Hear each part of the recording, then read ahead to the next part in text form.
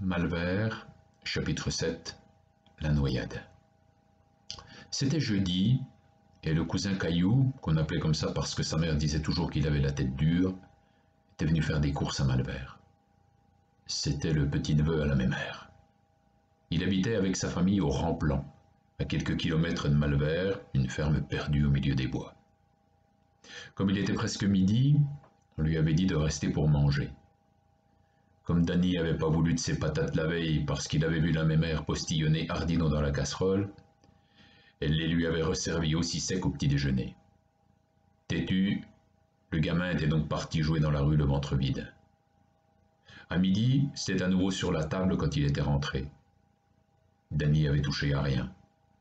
Caillou, lui, s'était pas fait prier pour relécher l'assiette du gosse. La mémère avait dit à Caillou qu'il était temps d'apprendre à nager au môme. Ils étaient donc partis tous les deux au bord de la Roue, la rivière qui passe à Malvert, là où le père Péquignot apprenait à nager aux gens du coin. On appelait l'endroit la Noyade depuis qu'un gamin y avait coulé à pic, on ne sait pas pourquoi, juste avant la Grande Guerre. Le dimanche, quand il faisait beau en été, les gens venaient s'y promener et faire trempette. Il n'y avait pas grand monde à la Noyade ce jour-là, pour ainsi dire personne même. On était un peu tôt dans la saison, fin avril, et il faisait pas bien beau. Danny s'était pas sitôt mis en slip que Caillou l'avait empoigné par le bras et l'avait balancé directement à la baille, là où on n'a pas pied. Eau glacée, panique, suffocation. Danny n'a jamais su comment il avait réussi à revenir au bord, à s'agripper aux herbes et à se hisser sur le terrain. Il n'a jamais su non plus si on avait voulu le tuer ou pas ce jour-là. Caillou lui avait simplement dit « Ben maintenant, tu vois, tu sais nager ». C'est d'ailleurs ce qu'il avait annoncé tout fier de lui à la mémère en rentrant au taco.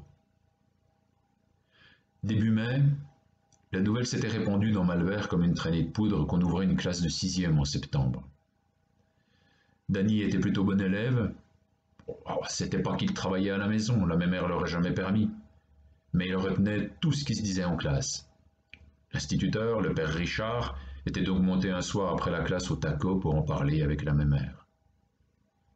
Oh, il avait été bien accueilli celui-là, avec ses fadaises de 6e et d'études. Il y avait autre chose à faire que ça à la maison. Fallait pas perdre son temps. Il fallait commencer à gagner sa vie et à rapporter de l'oseille dans le foyer. C'est l'instituteur qui allait payer? On verrait après. Pour le moment, le Danny avait qu'à passer son certificat d'études. À bientôt pour la suite.